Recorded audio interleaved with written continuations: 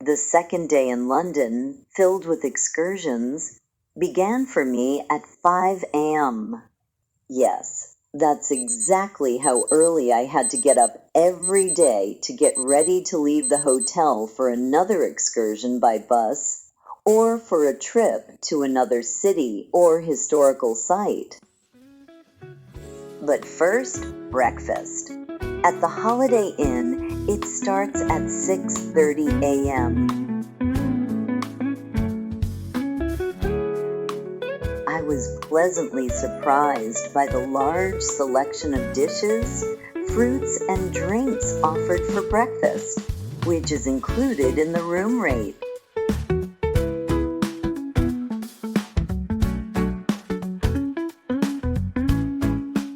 I was an early bird at the hotel breakfasts, so this nice dining room was almost empty, but it soon filled up.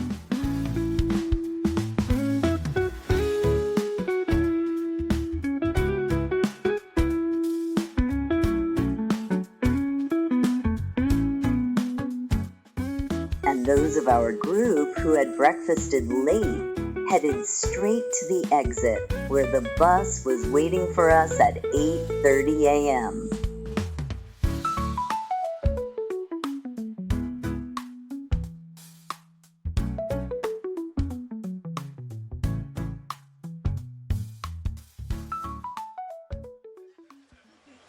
West is best, as we sometimes say. So the kind of fancier residential accommodation on the west side. You know, what was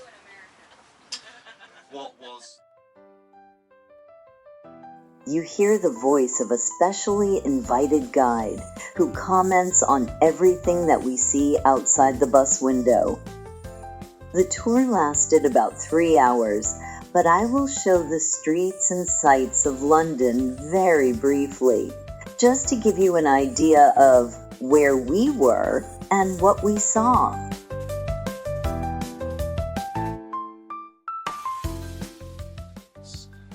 Where the British Empire was back in the day. Do you have that? Do you have a concept of that in the 19th century? We thought that.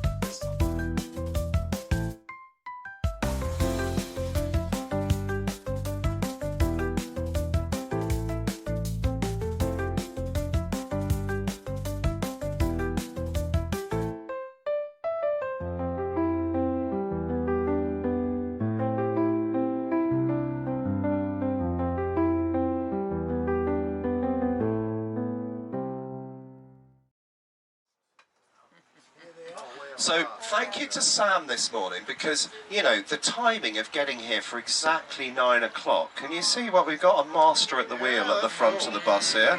That's really cool.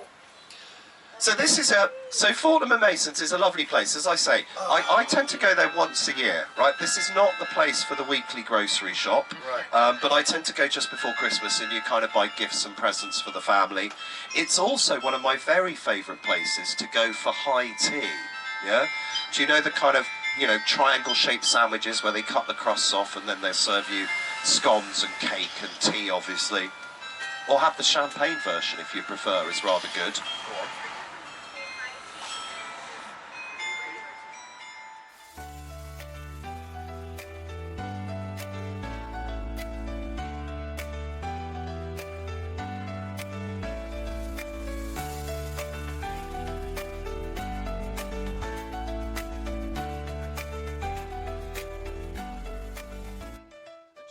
Right-hand side, you see the banners here for the Phantom of the Opera, the longest running musical in the West End, been running for 37 years, and the name of the theatre right now on the front, His Majesty's Theatre.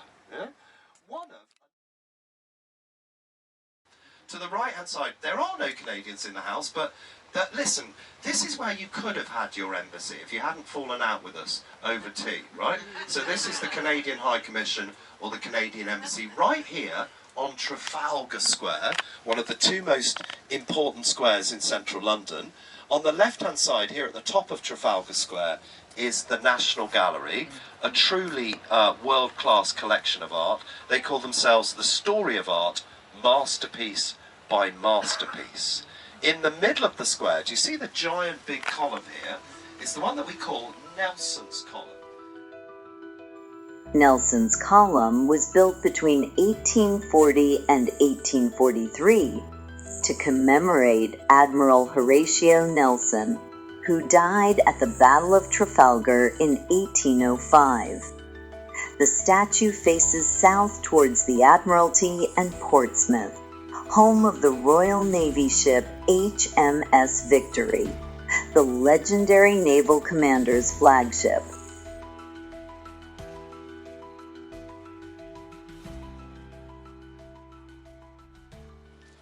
After Trafalgar Square, we made a stop, got off the bus, and went to see the famous St. Paul's Cathedral, take photos, and walk a little. Yes, it is hard to argue with the statement that St. Paul's Cathedral amazes with its grandeur and beauty. It really is.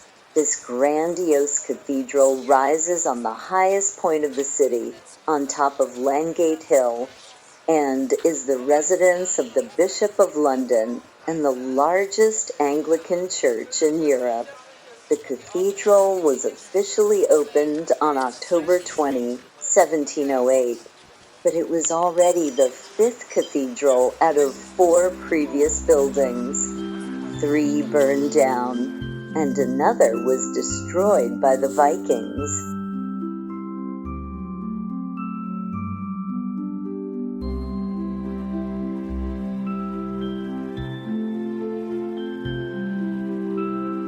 Some information about this historical site. The modern building was designed by the famous architect Christopher Wren. The architecture of the cathedral reflects the influence of 5 monarchs who believed that the main church of the country should be as beautiful as their palaces.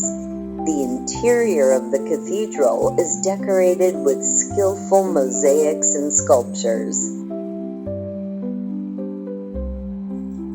The dome of the cathedral is especially impressive, similar to the dome of St. Peter's Basilica in Rome. But there is also an interesting difference. Under this dome of the cathedral, there is an amazing whispering gallery with unique acoustics, in which words spoken even in a whisper are carried to all corners of the gallery. Tour guides can talk for a long time about what is inside the cathedral. For example, many famous citizens of the United Kingdom are buried there, like Arthur Wellesley Wellington, Duke of Wellington, British commander, participant in the Napoleonic Wars, winner of the Battle of Waterloo, and many other famous people of the kingdom. And I will limit myself to this short story because it is time to start the photo shoot against the backdrop of the cathedral. We all want to capture ourselves against the backdrop of this beauty for memory.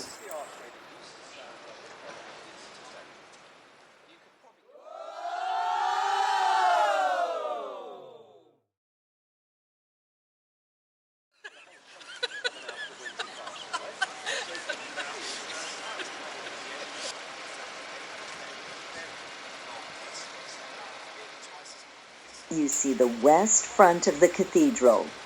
Here's the central entrance to the building, and I am on the steps next to it.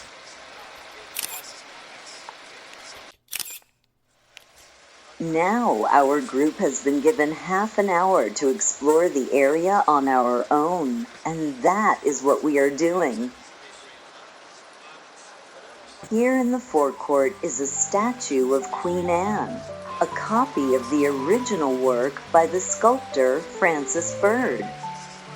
The 4 female figures around the base represent Britain, France, America, Ireland.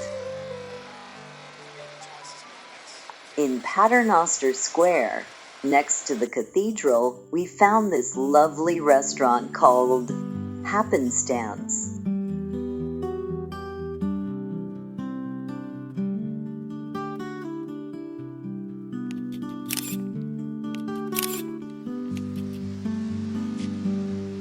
There is also a bronze sculpture by Elizabeth Frink called Shepherd and Sheep.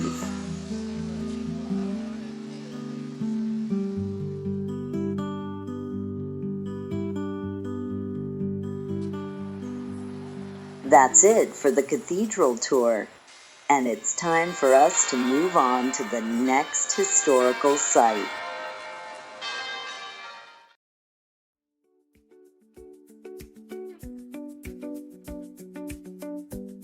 But first, we'll ride along the central streets again with our guide's explanations of the places we passed. Of course, these are only short fragments of this tour.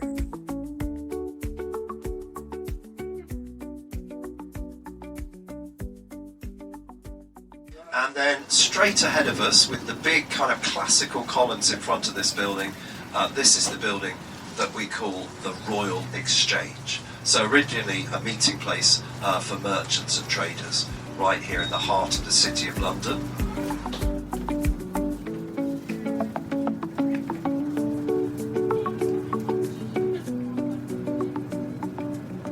So down to the left-hand side is, of course, Tower Bridge, right? So the big bascule bridge where the roadway opens up to allow the tall ships through.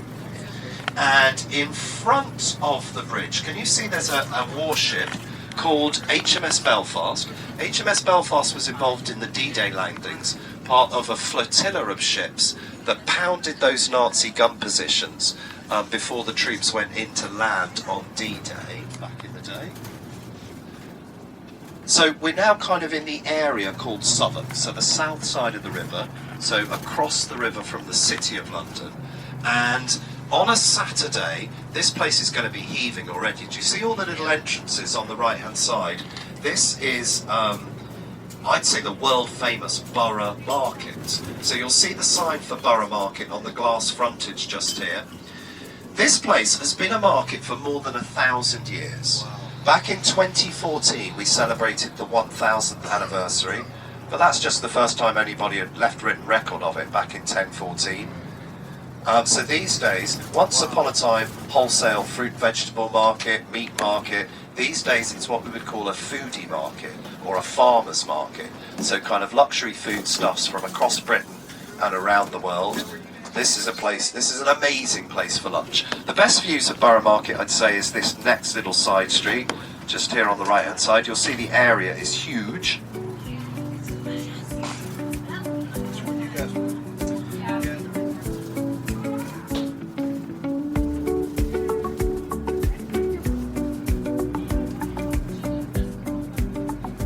As we come underneath this underpass, we are below water level at high tide. So you'll get some views as the river of the river as we come back up from the underpass.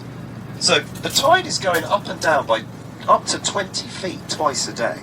Yeah, brought all those merchant ships up and down the river back in the day.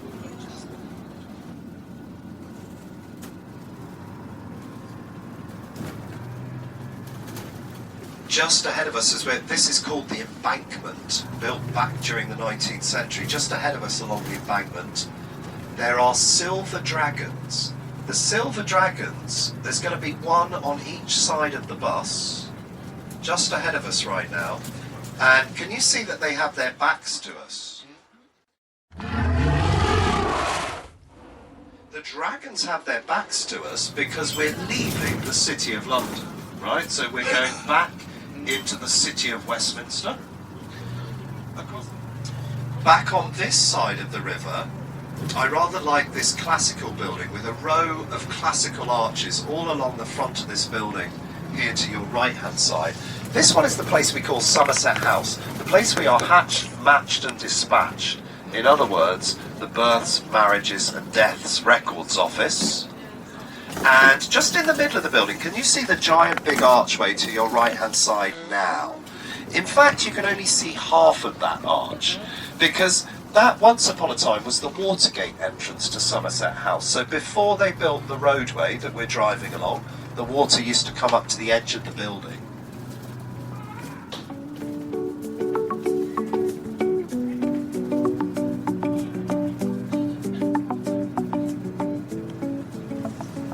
So as we swing around the corner here, we're coming into the heart of government.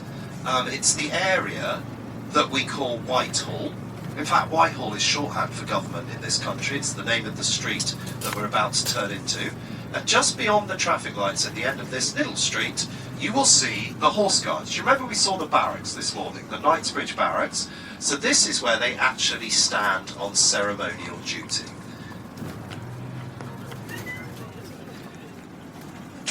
And big government departments to the left of us, to the right of us. But just halfway down the street ahead of us, there's a big kind of dark brown memorial to the women of World War II in the middle of the street ahead of us. And then over to the right-hand side, the dark black gates that are at the entrance to Downing Street. When we drive past the end of Downing Street, if you look right down to the end of the street, on the right-hand side, the dark brown, almost black buildings are where you would find number 10 Downing Street, the home and office of the British Prime Minister, currently a man called Sir Keir Starmer.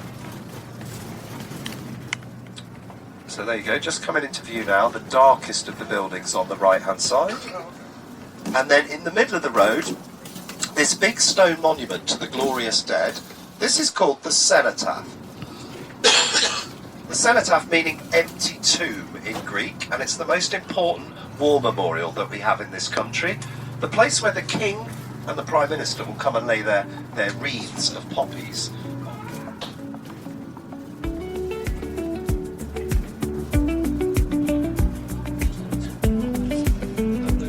Should we do that? Yeah, thank you, Sam. So as the lights change, we're going to come into Parliament Square. So I know Sam will do his best to dodge the double-decker bus, because the first thing that's going to draw your eye up to our left-hand side will be, of course, the clock tower that we usually call Big Ben. Yeah? Officially, Big Ben is the name of the largest bell inside the clock tower, the one that chimes on the hour, the one that tells us the time. Yeah? And the clock tower itself is the Queen Elizabeth II clock tower. But there you go. There's Big Ben. So we're going to do a lap of the square, so whichever side you're on, this is going to work out. The first section of the building is the House of Commons. The far end of the building is the House of Lords, so the lower and upper house. And then the section in the middle with the big grey sloping roof, that bit is called Westminster Hall. That is where the Queen lay in state. If you remember, people waiting up to 24 hours overnight for their chance to pass through that space and pay their last respects to our dear late Queen. That's where it happened.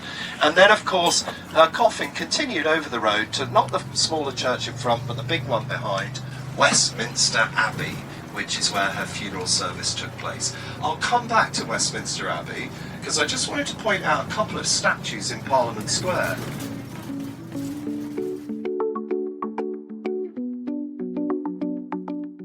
Spot the American president. You see standing Lincoln, Abraham Lincoln, here on the left-hand side. And then back to the right-hand side, you see the lady right now holding a banner with her back to us. That lady is called Millicent Fawcett, campaigned for women to get the vote in this country, what we would call a suffragist.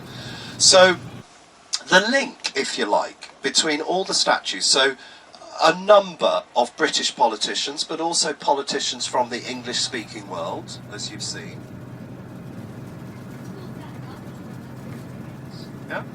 Just to our right-hand side, I bet you recognise this gentleman, even though he's got his back to us. He's not even smoking a cigar or drinking a glass of champagne, right? But it is, of course, Sir Winston Churchill. There he is. To the House of Commons, where he gave those really famous speeches back in the day. Yeah, we will fight them on the beaches, we will fight them in the fields, we will fight them in the hills. And then straight ahead of us, or slightly to the right hand side, you have the back of Westminster Abbey, right? So the back of Westminster Abbey is original medieval Gothic. With this, we leave Parliament Square and head to Buckingham Palace.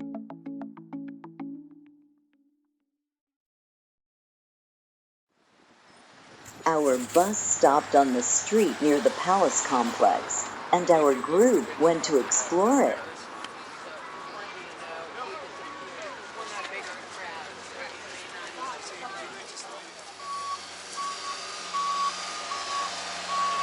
We also saw workers paving the road with red stones.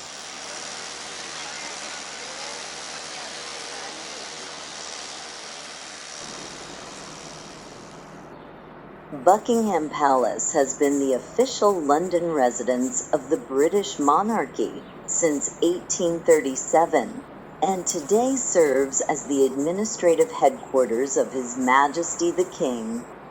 Although it is used for many official events and receptions held by the King, the staterooms of Buckingham Palace are open to visitors every summer, from July to September. But now in March, we can only view the palace from behind a fence.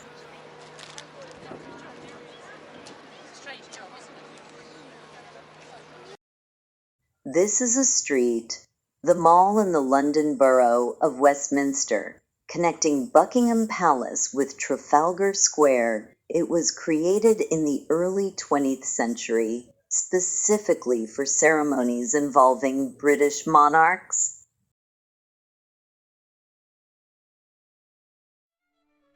In front of Buckingham Palace, located in the center of the Royal Garden, there is a sculpture, the Victoria Memorial. It is dedicated to Queen Victoria. We all happily take photos against the backdrop of the Royal Memorial as a keepsake.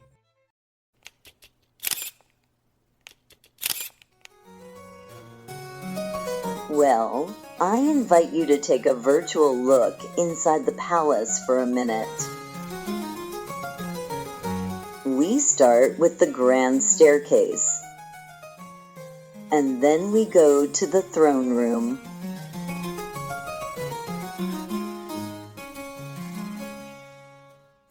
This is the ballroom and the banqueting hall.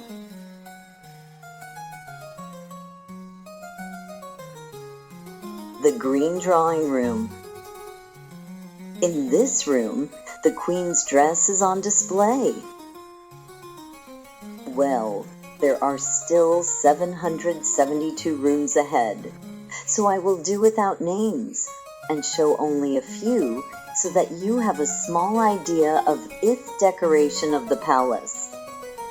There are 19 staterooms, 52 royal and guest bedrooms, 188 staff bedrooms, 92 offices, and 78 bathrooms.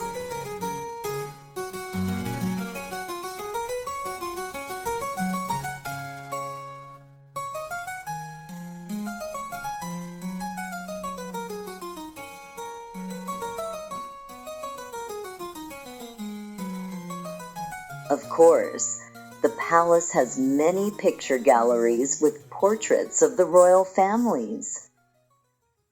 We now also have portraits at the fence of Buckingham Palace.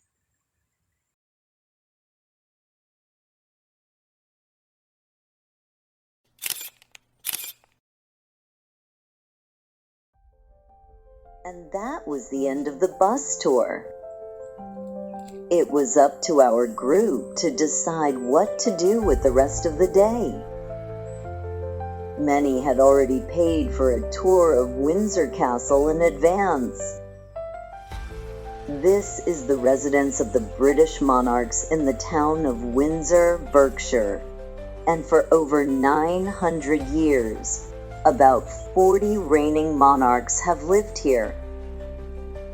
The castle is an unshakable symbol of the monarchy, towering on a hill in the valley of the River Thames.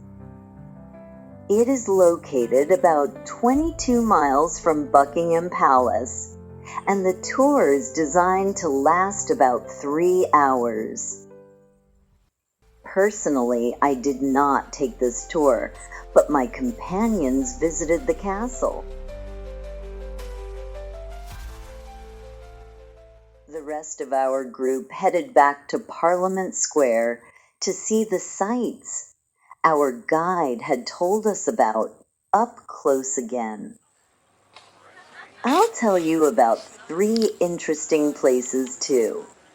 Very briefly, of course, just for general information. I'll start with the Household Cavalry Museum. We've earlier been driving past it. People flock here to watch the changing of the guard ceremony. The museum is in the heart of ceremonial London, with an entrance from Horse Guards Parade. It's a few minutes' walk from Parliament Square. Here's what the ceremony looks like from the courtyard and from the street outside.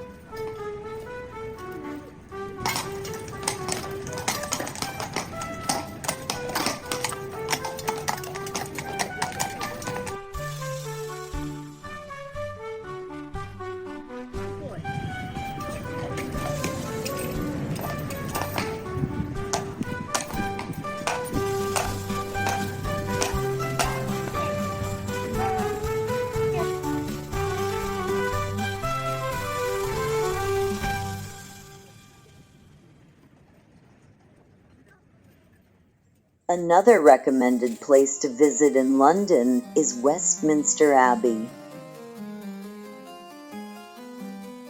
Let's take a quick look inside this magnificent building, and I'll tell you about it a little. Westminster Abbey is a royal church that is the site of coronations and other ceremonies of national importance like weddings and burials.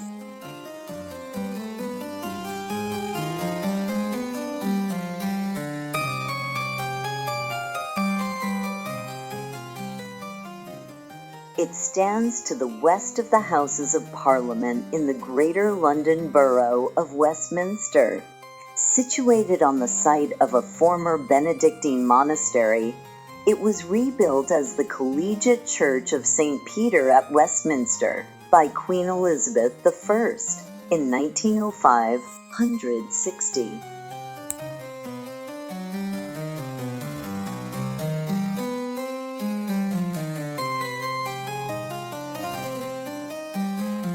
There are 30 monarchs buried at Westminster Abbey, beginning with Edward the Confessor.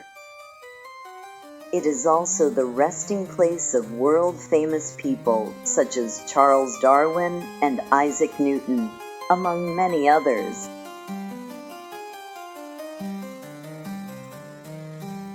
In 1987, Westminster Abbey, St. Margaret's Church, and the Houses of Parliament were jointly designated a UNESCO World Heritage Site.